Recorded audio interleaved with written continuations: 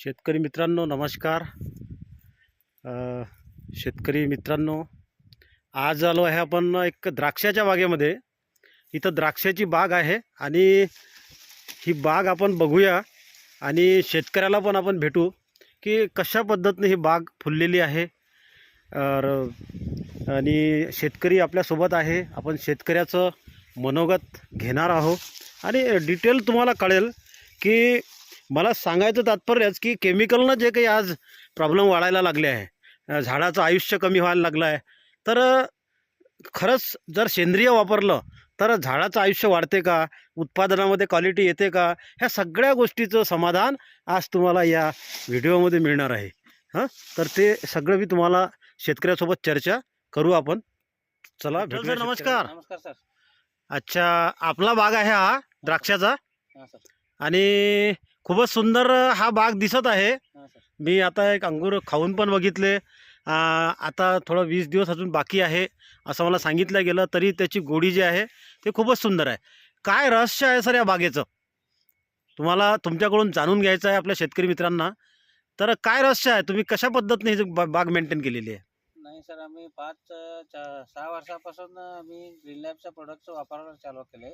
अच्छा. ते आता 5 वर्ष पहिले काढायला पाहिजे होता. हां. आम्ही 5 वर्षापासून ते 1 वर्ष पहिल्या वर्षाला मी सगळं हे सॉईल आणि अर्थ सगळं मला हे सांगा, ह्या बागेचं वय किती आहे?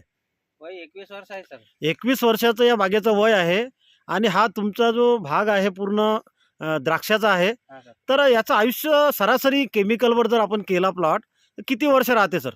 15, 16, 17 वर्षावर निघून जाते सर. 15 ते 17, 18 वर्ष बघू आपण. 18 वर्षापर्यंत बाग पूर्ण निघून जाते हां, निघून जाते. जर ते केमिकल पद्धतीनं केली तर. हां सर. आणि तुमच्या या बागेचं आयुष्य 21 वर्षाचं आहे, हां सर. बरोबर आहे.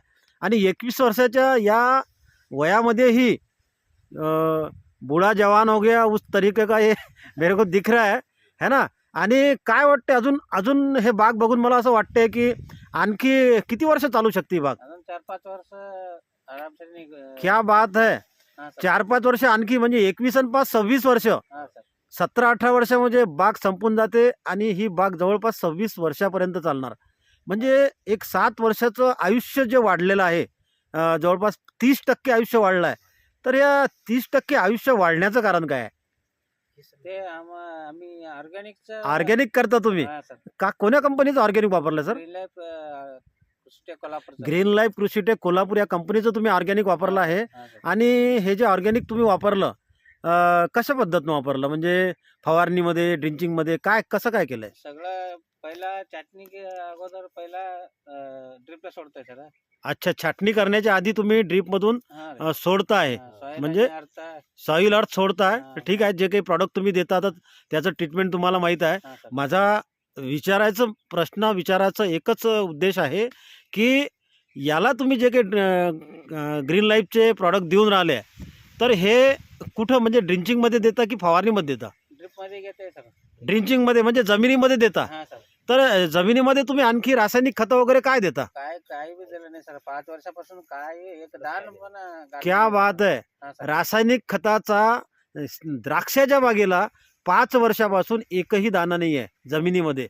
SOP पर्यंत घालत नाही सर.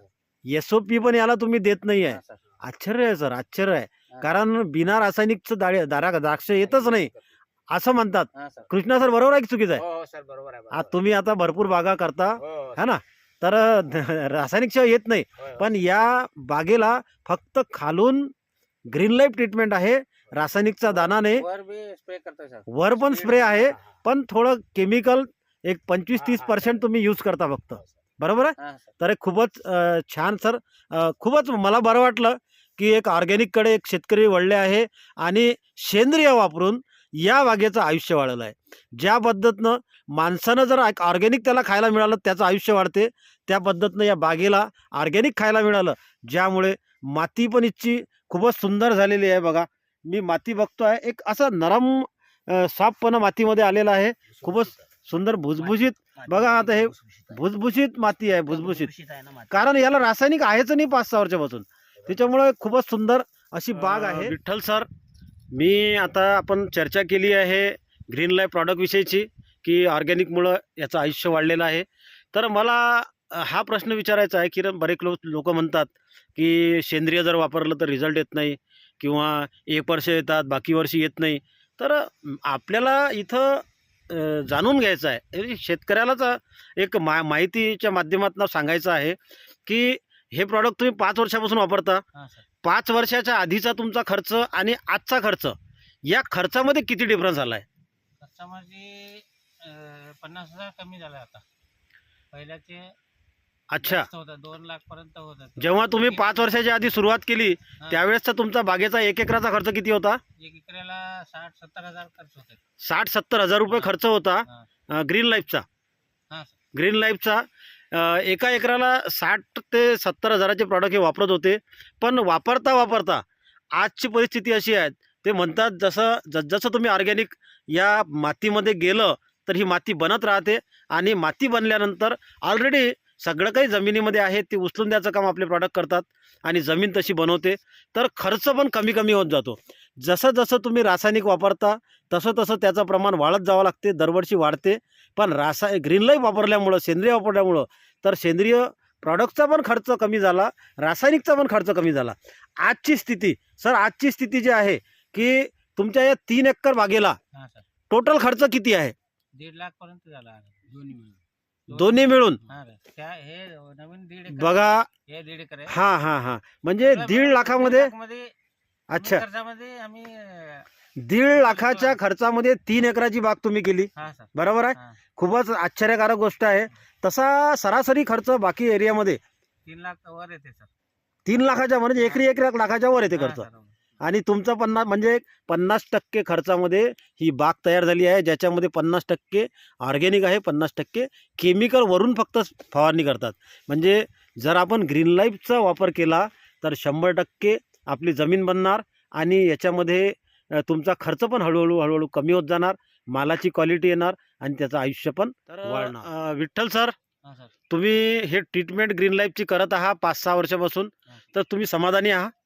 खूप समाधान आहे सर. बरं, आता बाकी शेतकरी पण तुमच्या बागेमध्ये येत असेल, हेच बघून जाते, बघून जाते, विचारते. विचारते. तुम्ही पण आणखी किती लोक पण यूज करायला लागले सर. करायला लागले आहे? हां सर. इथं या भागामध्ये कर्नाटकमध्ये है ना, कोणतं गाव तुमचं आहे?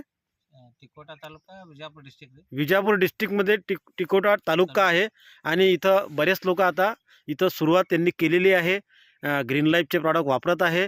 मग कोणतेही पिकं असो, आज आपण याचा व्हिडिओ इथं बनवला द्राक्षाचा, आणि बाकी पण पिकामध्ये यांनी बरेच शेतकऱ्यांनी वापरलेलं आहे, ऊसामध्ये असो.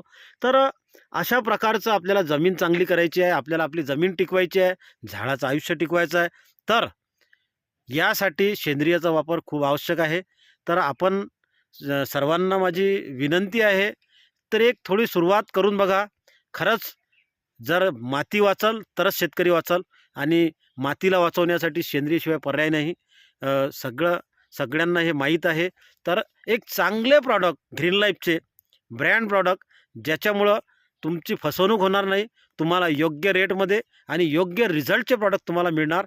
तर या स्क्रीनवर नंबर दिला आहे, त्या नंबरवर आपण कॉल करा आणि या चॅनलला सबस्क्राईब करा. असे नवीन नवीन व्हिडिओ या आपल्या चॅनलवर येत असतात आणि आपण जर याला सबस्क्राईब केलं तर नवीन नवीन माहिती आपल्यापर्यंत ही पोहोचत राहणार. तर खूपच सुंदर असा बाग आहे. खूप मला समाधान झालं आजही याच्यामध्ये. आता सर याला अजून म्हणजे किती दिवस राहिलेले आहे बाकी निघाला? अजून 20-30 दिवस आहे सर. 20-30 दिवस अजून आहे. हां. तर चांगल्यापैकी चांगल्या पद्धतीने हे गोड येणार चांगले. तर खूप खूप धन्यवाद सर, तुमचा खूप खूप धन्यवाद. कृष्णा सर, धन्यवाद तुमचा. नमस्कार सर, नमस्कार. हां, आणि करा कॉल मित्रांनो. याच्यावर शेतकऱ्याचा पण नंबर दिलेला आहे. आपण शेतकऱ्यासोबत थेट संपर्क मोबाईलच्या मार्फत साधू शकता. स्क्रीनवर नंबर दिला आहे. ठीक, धन्यवाद. करा कॉल.